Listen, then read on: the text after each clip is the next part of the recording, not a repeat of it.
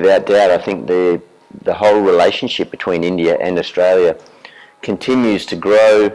Clearly, there's always been this common bond between the passion for cricket between both nations, and so that makes for a nice starting point. But and I think our experiences of certainly our generation of cricketers, we were just so well received here, so welcomed, and it just is such a from a cricket tour point of view, it was always just the unique tour, the different one, and one that you've just felt you wanted to get involved with a bit more. Right. And that sees us coming back post cricketing life.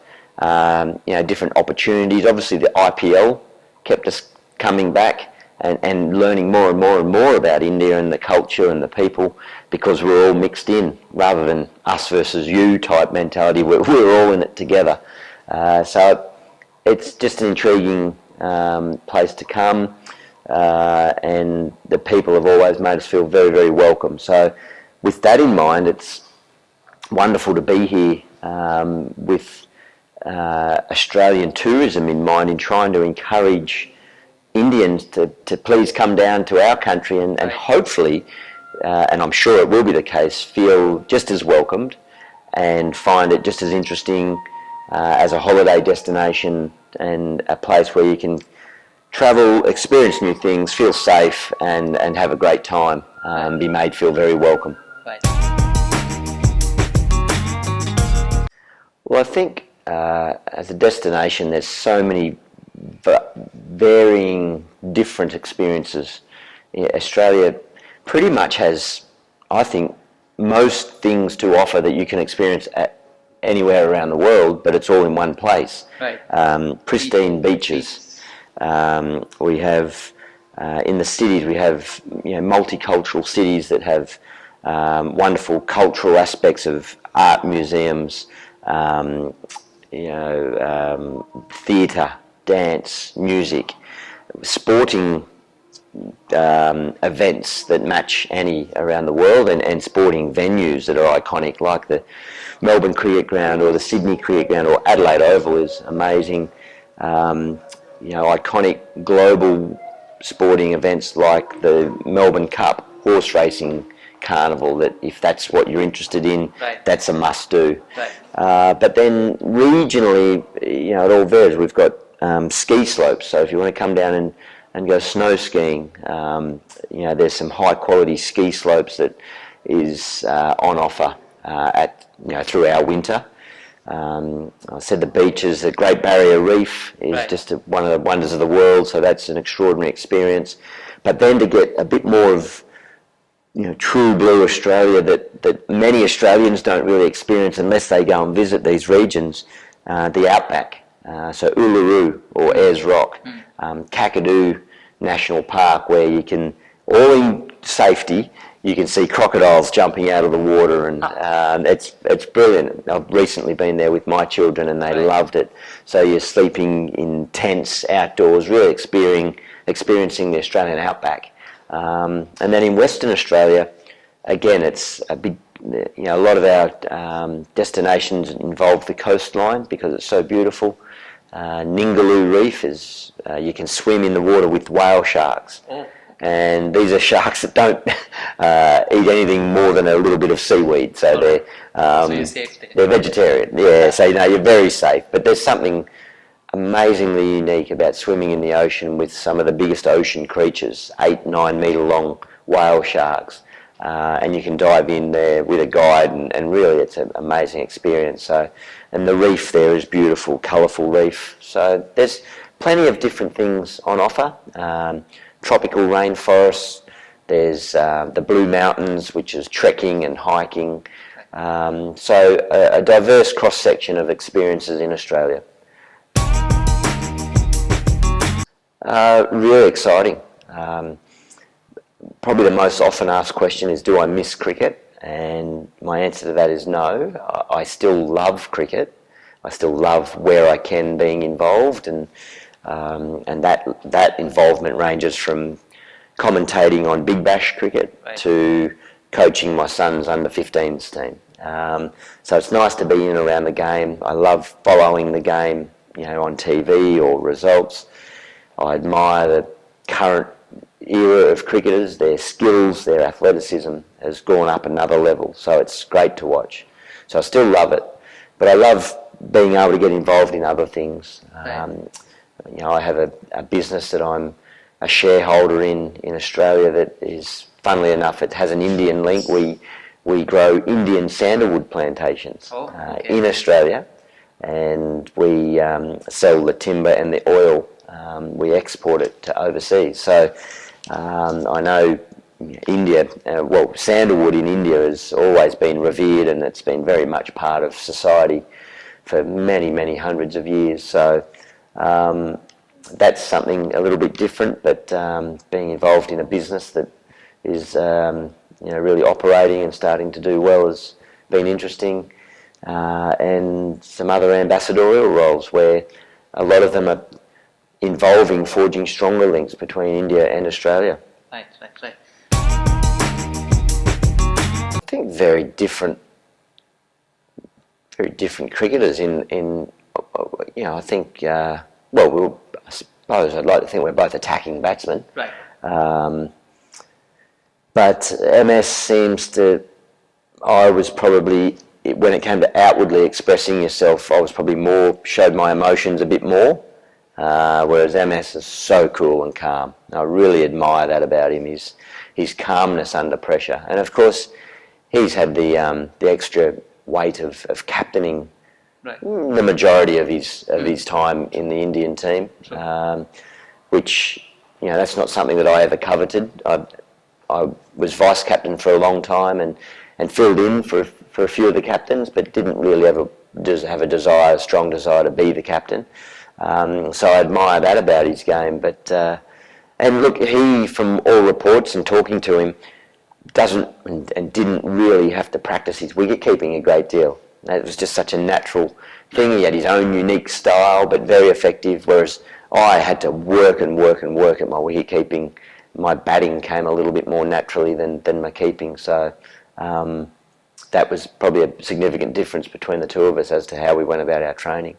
I'm sure you had to work on your keeping, because I know that you broke your nose the first time. First time I ever tried it, the ball. Tell us a little bit about that story. Well, the ball just came in, and it's one of those cement pitches that sits a bit higher than the grass, and the ball hit that and ricocheted up and smashed my nose. So I was in hospital that night, and a nurse told me that the same thing happened to Rodney Marsh, my childhood hero. Right. So I thought that was brilliant. That's me destined now to play for Australia. And when I eventually got to meet Rod Marsh at the Cricket Academy when he was my head coach, I relayed the story, and he told me that he never broke his nose. So the nurse made it up that night just to make me feel better, but it worked. Yeah.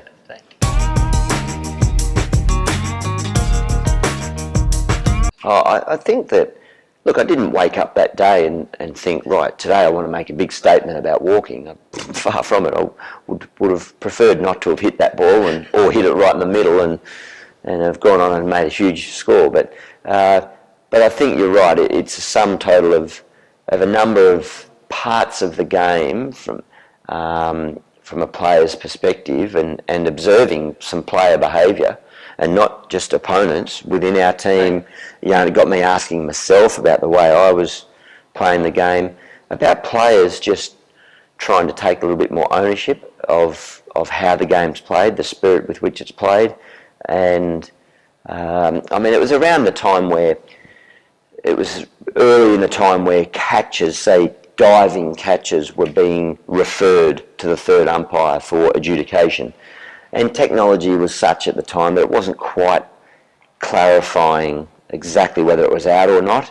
And batsmen knew that, and anything that was remotely close in a catch, they would stand their ground, and the umpires at that time were automatically referring it. And there was a several times, again, both against us and for us, where batsmen were just, I think, stretching the whole concept of what it's about. They probably knew they were out, but thought, oh no, I'll stand around and run the gauntlet. And I guess we still see that now with referrals. Some batsmen just try to bluff and get away with it, and then it's up to the opposition whether they challenge it or not. But we're very good whingers as cricketers. We were very quick to blame umpires for bad decisions, but we didn't often congratulate them on a good decision.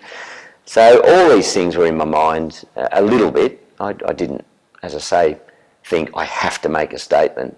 But I think I've pretty much just walked all the time, and it just happened to be the World Cup semi where people were watching. Right. There's plenty of other cricketers that do walk. They just haven't had the glare on them because they haven't done it in a World Cup. But I've got no drama if people do or don't walk. I don't like people that do both. You can't be a selective walker. That's where I think you'll lose credibility from your peers.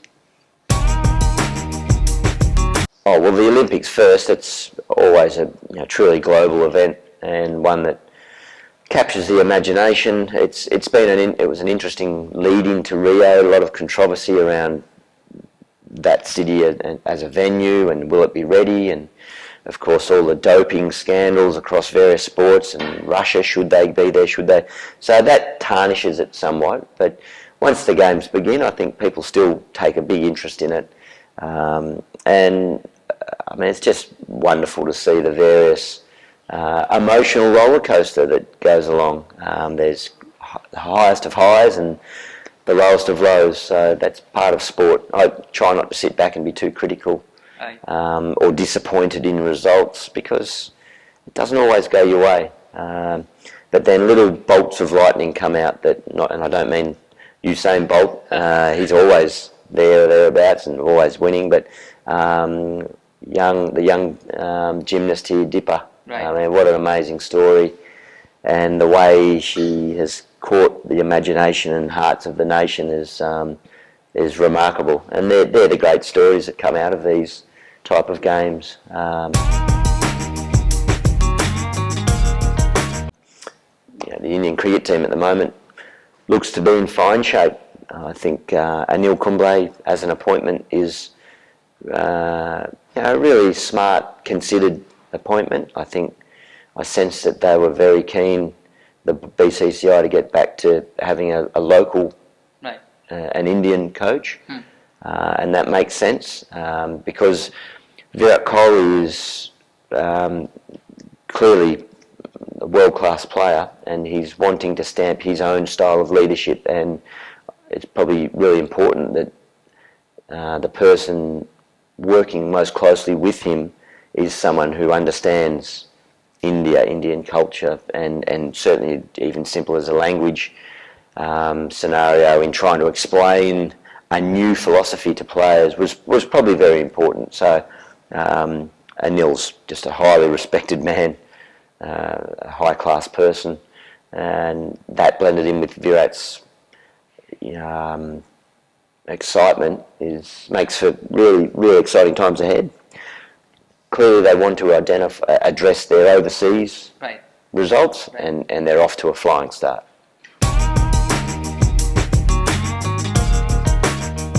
In Australia, we have a wonderful talent identification program. We have junior programs, and then kids that are really wanting to get into the elite level can sort of filter in or are selected into those programs and monitored. And if you're a talent at a young age, you pretty much will be unlucky not to be identified and in a program.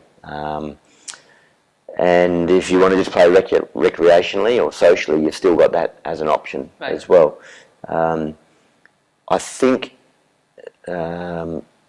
if India were to be able to have a fully structured ID program similar to Australia or some of the others around the world, just the volume of talent, they'd almost be unstoppable. But I do understand why it's difficult in such a big nation with such a huge population to have such a structured program is very difficult, very challenging. That's one of India's greatest challenges, isn't it?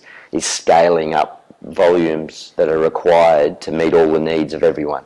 That's just a general across the board realisation. So, but in other sports as well, I think Australia is well supported by government with funding and corporate funding. Right. We're a very sporty nation, and we pride ourselves on having a diverse range of sports, and perhaps that's where India will be able to increase its presence around the globe in other sports, not just cricket, and I guess hockey seems to be the one behind cricket. I don't know. I've never known what I want to do when I grow up. I've never known. Look, I'm not certain. It's very exciting times for our sandalwood business. That really is growing, and I see myself being heavily involved there. But I think the key that I've found along my journey, and certainly cricket's been a huge part of my life, but it's the opportunities that has allowed me to take up, or that has presented me. So working with Tourism Australia about, it's very easy to talk about something that you love so much, and that's where the link with India comes in so easily and naturally for me, is that after travelling here for 20 years, it's a place that I'm very passionate about, and find it easy to tie into that relationship between our two countries. So hopefully you will see me back here, not in 10 years' time, but more often for another 10 years.